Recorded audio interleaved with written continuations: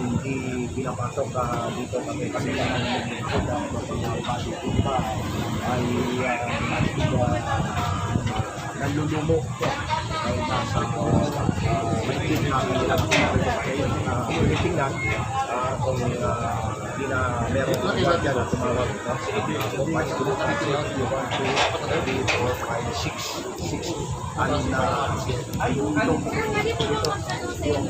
sir, ano yung sadya? Sir, yung sadya nakita dito meron si IDG sir. Sir, yung sadya si IDG Laguna si IDG ano, NCR or Laguna? Sir, ano ba?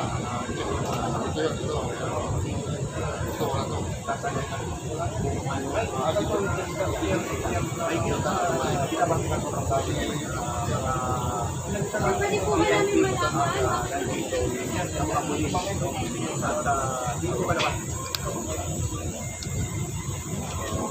Ang dami na kasama na kayo.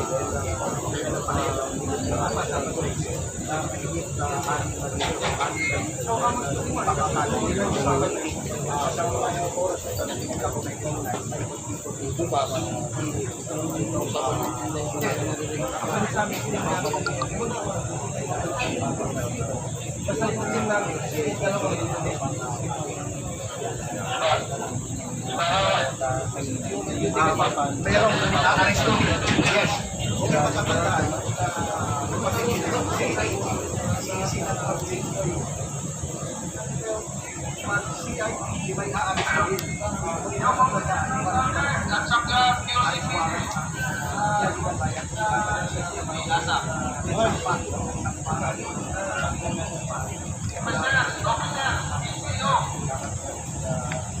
ng Southern at saka Joseph Province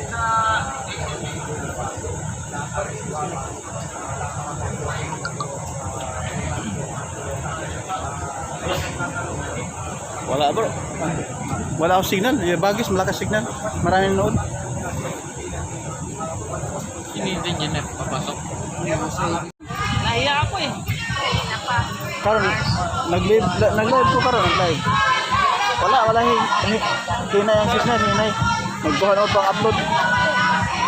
Yung iba din. Tingnan mo, may live ako dyan.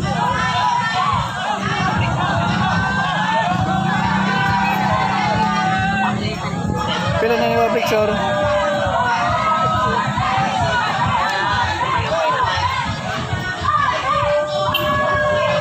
Sige, may oo, may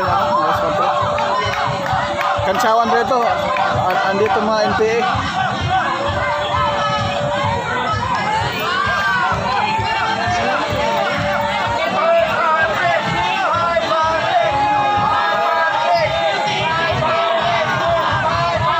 Sige.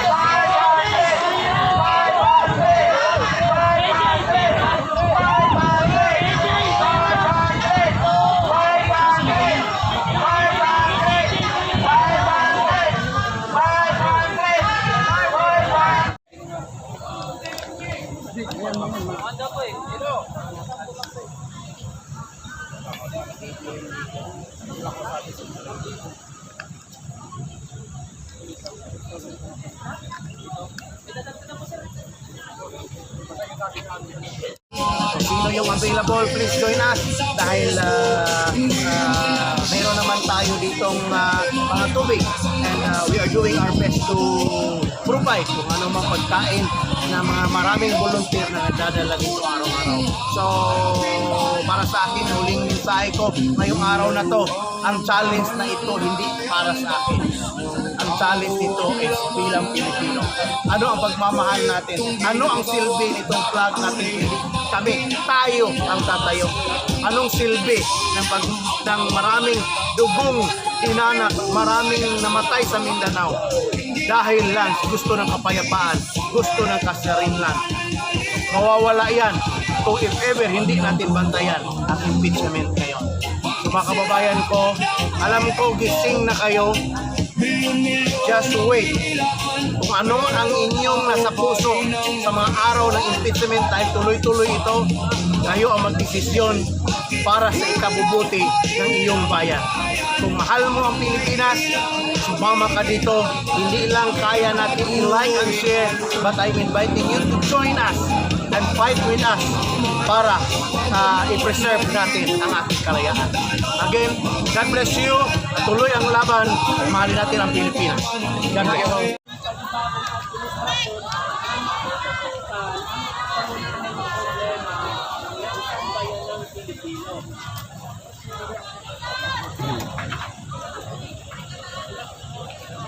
Yung nangyayari ngayon kung bakit si Senator Marcoleta ang una pang kasuhan, ang una pang hulihin sa bansalang yung sinabi ni GC, ang ating tagapagligtas ng mga kalakot na si Jesus Christ na may mga kaso na dapat sa Pilipinas, si Gordon Romare at si yung business model. Bakit mas nauna pang mapupuno ngayon ang isang senador na kinukumpina at nagpupursige para magkaroon ng transparency at accountability ang issue sa flood control.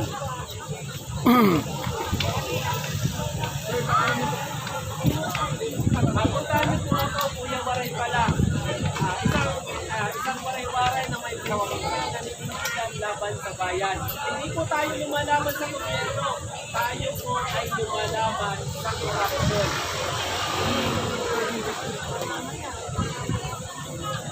Para po sa mga vice presidente, ang sabi niya, ang taong matatag, ang taong may prinsipyo, mayroong ipinaglalaban. Ang pinaglalaban niya ay ang taong bayan. Kaya sa bandang huli, malalaman din ang katotohanan at ang taong lumalaban, may panalo tayo dito.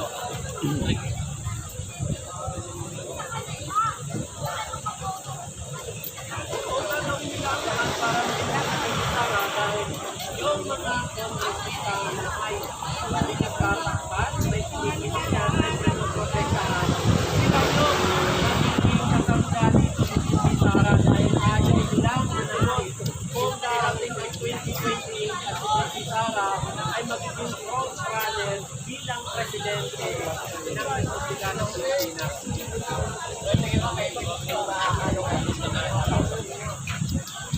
Ng first day ng impeachment trial ng ating mahal na Vice Presidente Inday Sara Duterte. So kailangan natin pong mapanuri, kailangan po nating bantayan ang impeachment dahil alam naman natin na this is a political exercise. And of course, dito natin malalaman kung ano ngayon ang sitwasyon ng gobyerno natin sa Pilipinas. Kung talaga bang sumusunod pa tayo sa ating konstitusyon o talagang ipagpatuloy pa ba nilang i-bend ang law.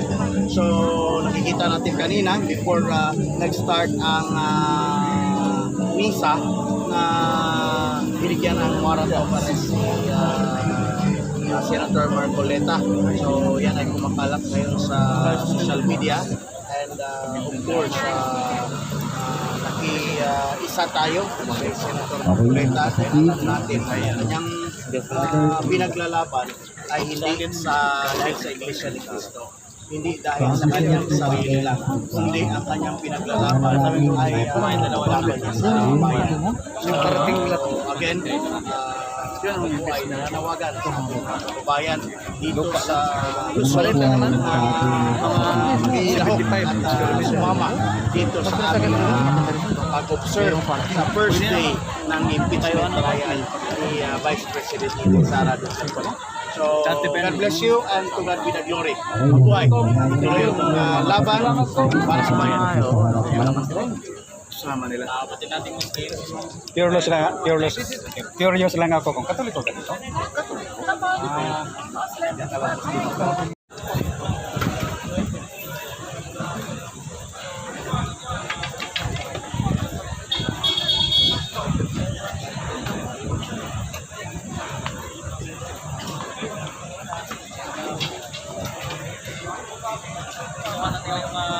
pasok talaga sila, pinaready na sila.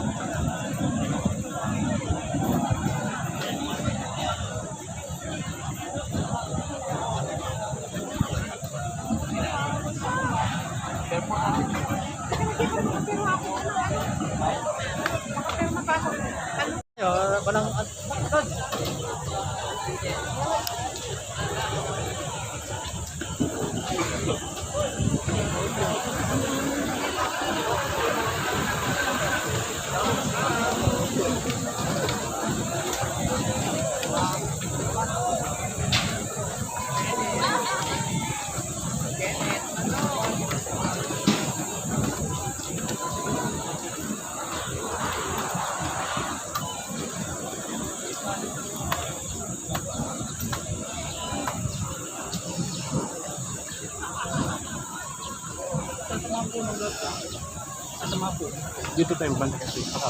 Pupunta ba sa ngayon? Baka para makuha natin. Dito tayo? Init doon? Ay, wag tayong pupunta doon. Ang init. Masira yung skincare natin. Masira yung ano natin dito.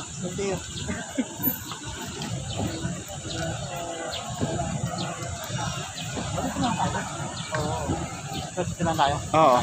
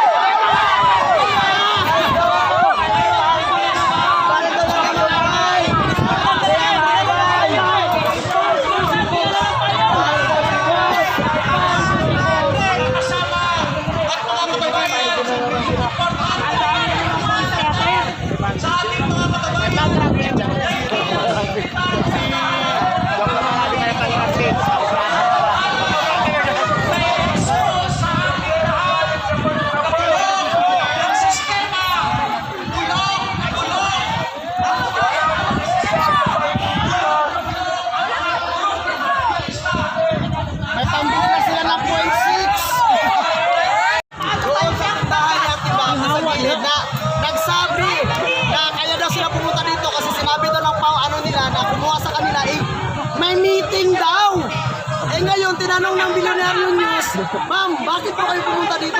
Ayun po ang sabi ng ano namin na nagdala sa amin dito, meeting daw. Paano po maging meeting? Rally po ito, ma'am. Bubo talaga ang kumuha sa inyo. Kaya tuloy-tuloy nyo lang, pagkabubo nyo. Hindi, bobo, may pira yun. Andun sa kanya yung Ang pira. sabi nga daw, meeting, hindi rally. Andun sa kanya yung pira. Oo. Ang sabi daw nung nagkuha sa kanila na dinala sila dito, ang sabi daw, meeting. Eh ngayon, tinanong siya ng news, Meeting na NPA. pakyat! Ayaw, ano na, umalis. Kasi ayaw magpa-interview, kasi ayaw mahuli na bayad pala. Meeting na ako paalam. Anong meeting na yan? Anong klaseng meeting yan? Sa ano Meeting na yan? NPA. Meeting ng ano? Meeting ng bigayan ng bigas? Na yung bigas na binigay sa Mindanao na puro ano? Puro mga bato ang laman? Tsaka bubog ng mga palay? Ano yun? Baka yun siguro ang sinabi. Kung sino man yung nagdala sa mga tao dito, nasabi daw meeting, gago, bubo. Kaya, alam ko yan, pamilya ni Bangag yan.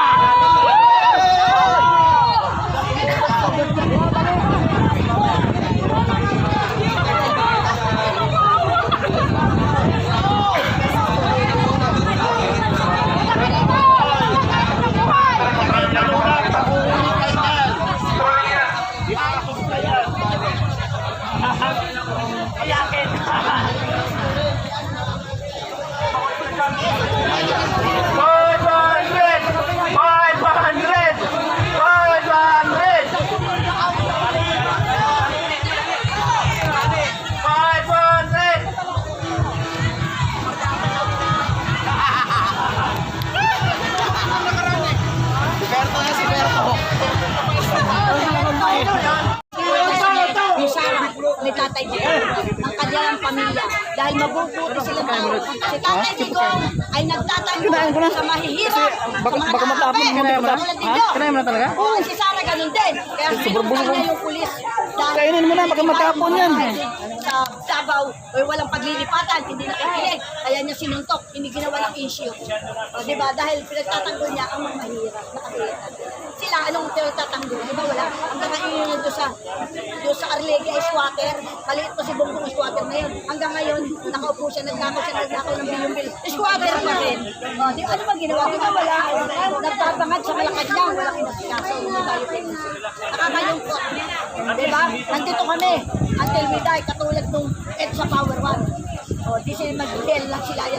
Hindi na sila nahiya. Ulit-ulit nila. The story repeat itself. Okay, babu. God bless. Bye-bye. Mabuhay ang mga supporters ng Duterte! Duterte! Duterte! Duterte! Duterte! Duterte! Duterte! Duterte! Yes, for acquittal!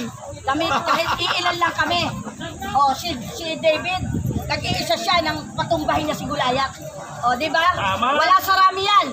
Pag kanuuwi ba na ng Diyos, nawalisin sila lahat. Tama. Sa isang kasapatay na tuwing kalupanay, mangyayari yan. Pwede ikutin ang pangyayari. Amen. Sigatingan na sila, oh. Tarito, yan. Andyan na mga bayan yung mga makaliwa, mga bayaran. Bayad na galing sa Malita. Hoy, mga kabayan. Galing sa flood control. Ay,